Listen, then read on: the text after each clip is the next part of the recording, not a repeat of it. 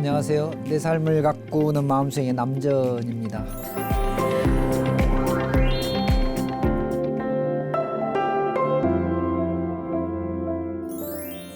오늘 부처님의 지혜로운 말씀 가르침은 여러분 잘 알고 계시는 금강경의 사구계에 대해서 한번 생각해 볼까 합니다. 금강경은 우리 부처님의 가르침을 가장 잘 표현하고 있는 경전 중에 하나이지요.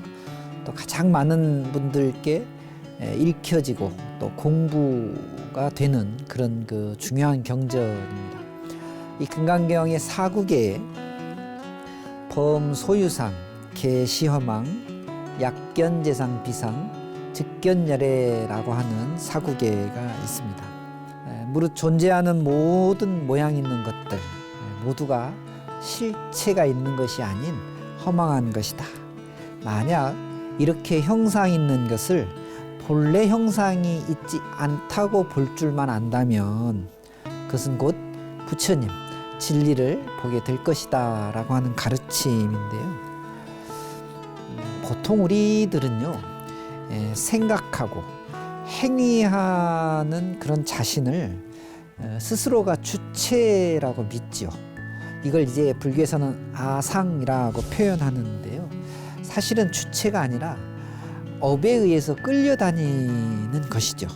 예전부터 훈련되어지고 연습되어진 안이비설신이에 기반한 그런 행위들이 업으로 만들어지고 사실 우리가 그 업에 끌려다니고 있다고 보는 것입니다. 여러분, 세상 모든 것들은 시시각각 다른 모양으로 계속해서 변화하고 있습니다. 또 변화하다가 사라지기도 하지요. 방금 전에 내가 일으켰던 생각이 지금의 생각과 같지 않습니다. 시간이 흐르고 나면 모양 자체도 변할 수 있고, 변화가 급격한 것은 아주 다르게 변화할 수 있는 것이죠.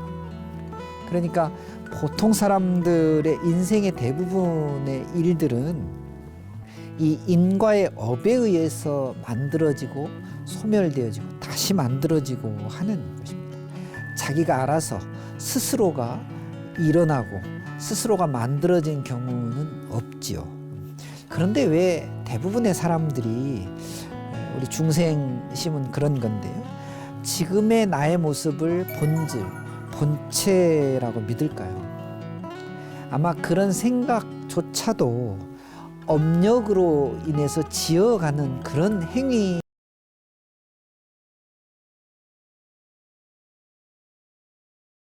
우리가 예전부터 해왔던 버릇과 습관, 그걸 요즘 표현으로 하면 프로그램이 정해져 있어서 그 정해진 프로그램대로 우리가 살아가 버리면 우리는 사실은 생각하며 움직이는 기계에 불과할 수도 있습니다. 어떻게 보면 요즘 표현으로 보면 로봇 같은 것이죠. 사람인데 로봇같이 정해져 있는 대로 사는 것이 어쩔 수 없어 라고 생각하면서 그냥 예전의 버릇과 습관대로 살아가는 것이죠. 다람쥐 쳇바퀴 돌듯 그런 살아가는 로봇의 삶은 결코 우리에게 행복을 가져다 주지 않습니다. 이것을 바꾸려면 안이비설신이에 기반한 많은 생각들은 좀 쉬고, 감정은 좀 조절하고, 나라고 하는 이 아상은 조금씩 집착, 편견, 고집 이런 의미로 좀 버리고 포기하는 그런 노력들을 해서 생각은 좀 고요해지고, 마음은 거울처럼 좀 맑아지고, 나의 삶이 자비로움의 여유를 좀 가질 수 있다면 아마도 지금보다는 훨씬 나은 삶을 살 수 있지 않겠느냐 하는 생각을 해봅니다. 그런 의미에서 금강경의 사구계에서 이야기하는 이런 상으로부터 벗어나는 공부, 생각,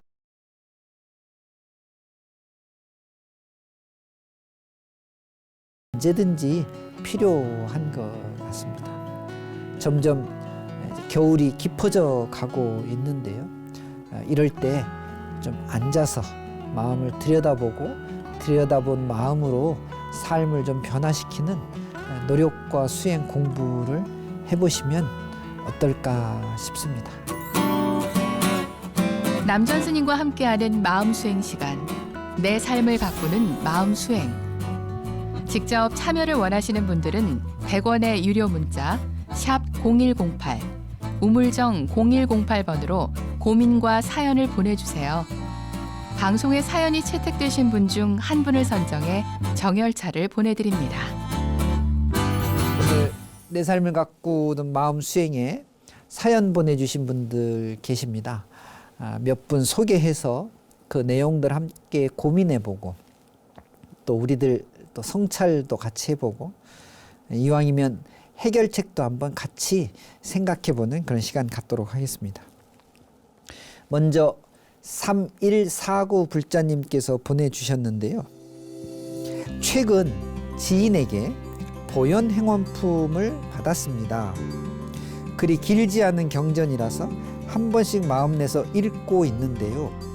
보현 행원품이 어떤 경전인지 남전 스님께 자세히 설명을 듣고 싶어서 질문 보냅니다. 이렇게 사연 보내주셨네요. 이 보현 행원품은 화엄경이라는 경전에 수록되어 있습니다. 사실은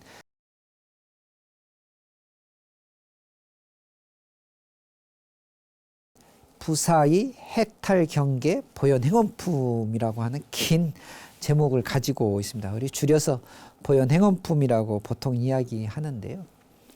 화엄경에 선제동자라고 하는 아주 유명한 수행자가 나옵니다.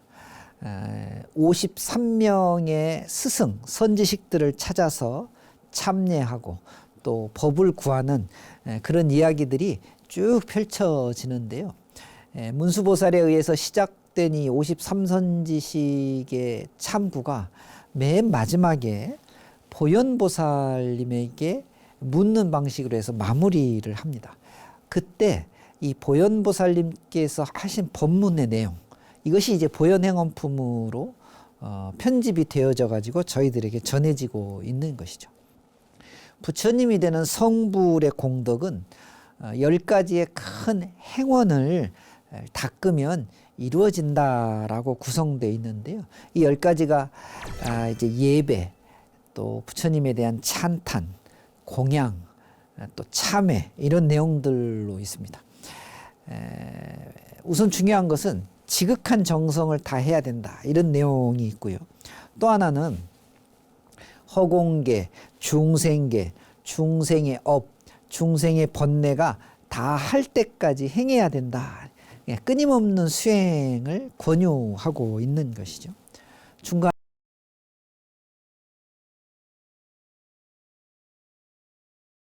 내용들로 이 보현행원품이 구성되어 있고요.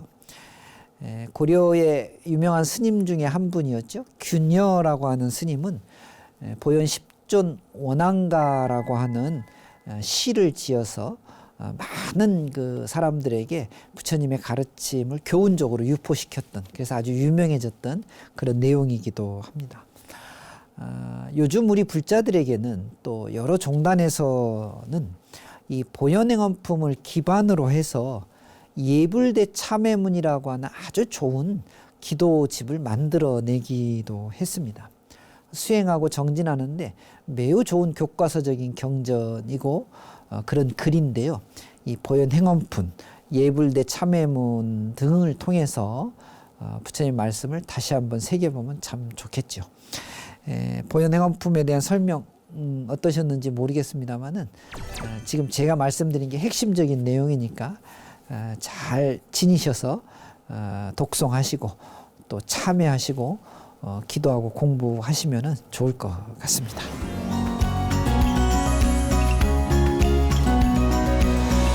예, 그러면 두 번째 사연 한번 살펴보도록 하겠습니다. 8537 불자님께서 보내주셨는데요. 남전 스님 안녕하세요. 얼마 전에 할머니가 돌아가셔서 49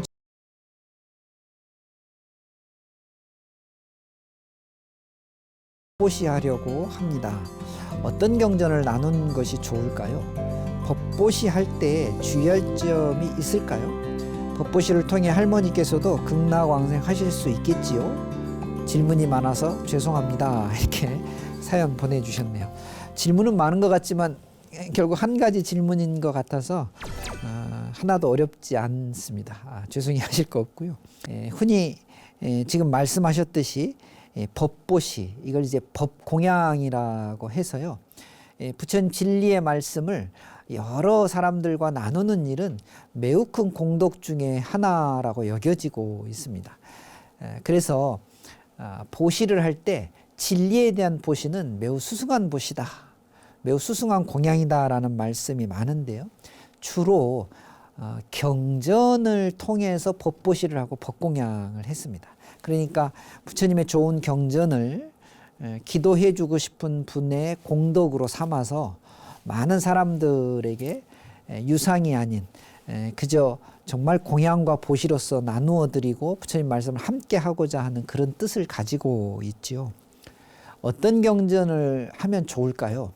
이것은 이 8537 불자님이 정하실 것이 아니고 지금 할머니 49제를 지내고 계신다고 하니까 49제를 지내는 사찰의 스님하고 한번 상의를 해서 이왕이면 그 사찰에서 필요한 경전들, 또 그 사찰의 스님이 이것이 좋겠다라고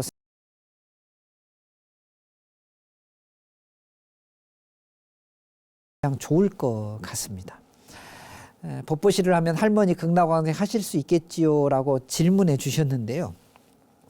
법보시가 극락왕생의 방법이라고 단정하기는 어렵고요. 그렇게 법보시의 의미를 새기는 것보다는 49제라고 하는 제의식 전체가 할머님을 극락왕생 시킬 수 있는 좋은 방법입니다. 그래서 참여하는 제자분들, 특히 할머니와 가까운 가족들, 이렇게 가까운 사람들이 할머님을 위해서 제의식을 치러주는 것 자체가 마음과 마음을 통하는 존재이기 때문에 진심으로 그 마음만 통한다면 그것이 충분히 극락왕생할 수 있는 좋은 방법입니다. 누구나가 다 마음으로 극락왕생을 염원하고 그 염원 때문에 부처님 말씀을 전해드리는 것이니까 그렇죠. 그러니까 이 제의식이 끝나는 시점에, 49제가 끝나는 시점에 이 부처님의 가르침이 영가에게 또는 제자분들에게 또는 수많은 분들에게 함께 할 수 있는 걸 염원하면서 법보시를 하시는 거니까 당연히 극락왕생을 위한 좋은 방법인 것이죠. 그러니까 제의식과 보시라고 하는 것이 전체적으로 보면 극락왕생을 위한 좋은 방법이지 이걸 거꾸로 법공양을 해야만 극락왕생한다. 이런 관점은 아니라고 하는 말씀을 다시 한번 상기시켜 드리고요. 우리가 극락왕생을 위해서 기도하는 그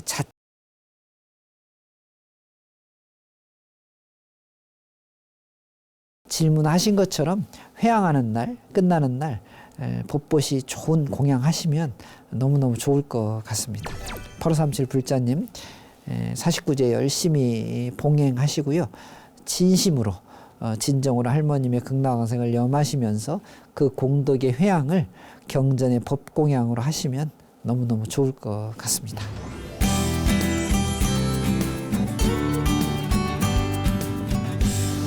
세 번째 사연 한번 살펴보겠습니다. 1248 불자님께서요. 새로 들어온 직원의 일처리가 너무 더디어 답답합니다. 업무에 대해 설명을 해도 이해도가 떨어지니 하나하나 가르쳐 줘야 하고요. 결과물을 보면 다시 수정해 줘야 하니 손이 많이 갑니다. 덕분에 제 일이 더 늘어났는데요. 그 친구가 그만두지 않는 이상 계속 같이 일해야 하니까 제가 모든 일을 떠맡을 수도 없고 일할 때마다 가르쳐 주고 수정해 줘야 되니 짜증이 나고 어떻게 해야 할까요? 이렇게 사연 보내주셨네요. 새로 들어온 신입사원의 일처리가 답답하신가 봐요. 또 그것 때문에 스트레스 이제 받으시고 짜증도 나고 하니까 어떻게 했으면 좋겠느냐라고 사연 보내주셨는데요. 네, 이럴 때 공부해야 됩니다. 이것은 정말 마음 공부에 아주 좋은 소재이기 때문에 1248 불자님 신입사원에게 고마워하시면 훨씬 좋을 것 같습니다. 그런데 이 사연만 보고 제가 함부로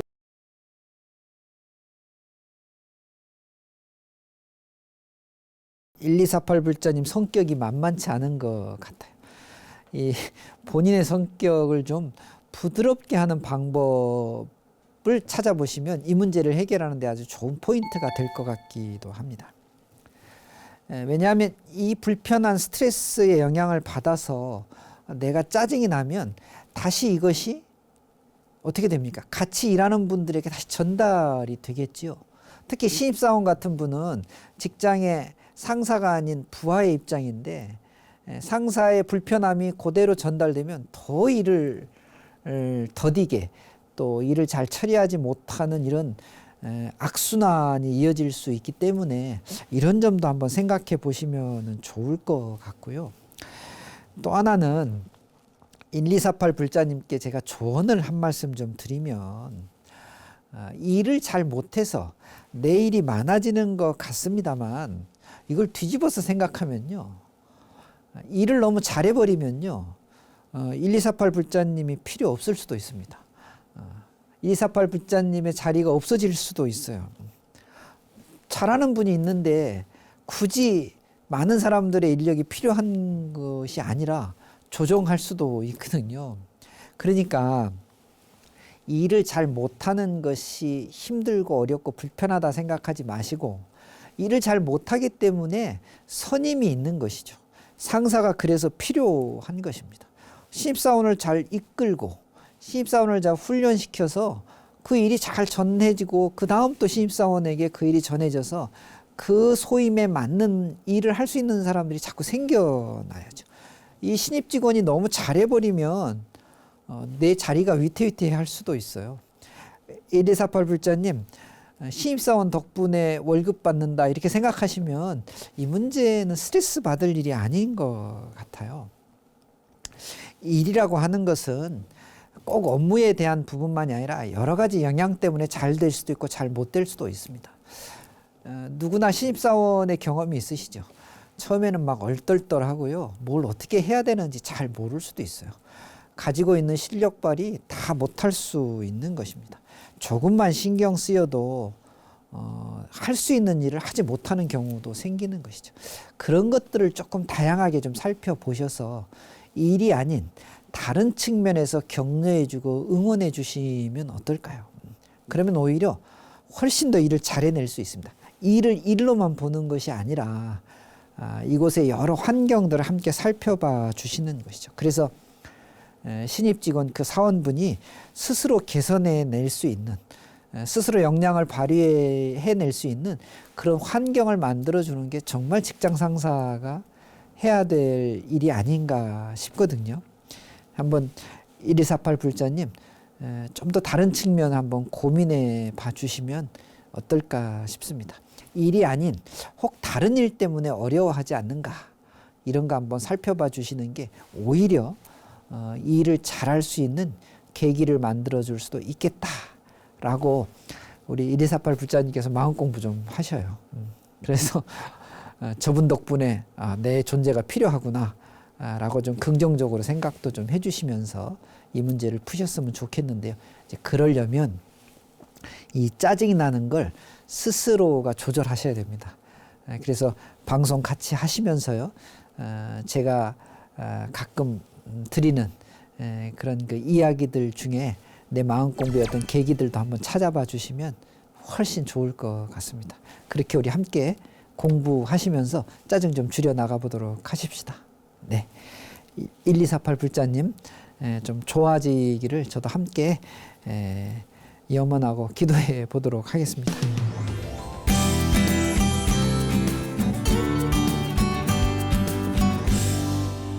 문자 사연 말고 또 격려해 주시고 응원해 주시는 문자도 소개해 보도록 하겠습니다. 0552 불자님께서요. 스님 말씀 들으면서 수행이 필요한 걸 느끼면서도 잘 실천하지 못해서 매일 반성만 합니다. 오늘도 반성하는 마음으로 문자를 보냅니다. 부처님 참여합니다. 이렇게 소식 전해주셨는데요. 이 반성만 한다고 하는 게 문제인 것 같습니다. 반성만 하지 마시고요. 반성이 되면 지금 말씀하신 것처럼 좀 나아지려고 하는 그런 노력하셨으면 좋겠습니다. 반성 안 하는 것보다는 훨씬 낫고요. 7718 불자님께서는요. 마음 수행을 통해서 인과의 가르침을 배웁니다. 좋은 말씀으로 불자들에게 큰 가르침 주시는 남전 스님 감사합니다. 이렇게 응원해 주셨네요. 감사합니다. 부처님 가르침은 여러분들 뿐만이 아니라 사실 이야기하고 있는 저 자신도 가끔 돌아보게 하거든요. 그래서 스스로를 점검해 보고 또 나은 방법을 생각해 보는 것 자체가 좋은 공부 방법이니까요. 궁금하신 점 있으면 꼭 질문해 주시고요. 이렇게 소감 또 함께하는 그런 그 생각들 문자 보내주시면 너무너무 좋을 것 같습니다. 언제든지 동참 부탁드립니다. 방송에 소개된 분들 중에 한 분 추첨해서 겨울에 마시기 좋은 따뜻한 정열차 선물로 보내드리겠습니다. 내가 상대를 어떻게 바라보느냐에 따라서 그 상대가 나에 대한 행동 또 생각 이런 것들도 달라지겠죠. 그렇게 본다면 내가 상대방을 좋은 사람으로 여기고 그렇게 생각하고 행위한다면 아마 그것이 반사되어서 그분도 나에게 그렇게 할 것 같습니다. 내가 그분을 미워하면 그분도 나를 미워하게 되는 것이죠. 결국 내가 한 행동, 말, 생각은 나를 향하게 되는 것입니다. 모든 사람들을 부처님 대하듯이 존중해 준다면 나 또한 그렇게 부처님이 되지 않을까요? 여러분 공부는 그렇게 하면 참 좋을 것 같습니다. 다음 시간에 찾아뵙도록 하겠습니다. 감사합니다. 성불하십시오.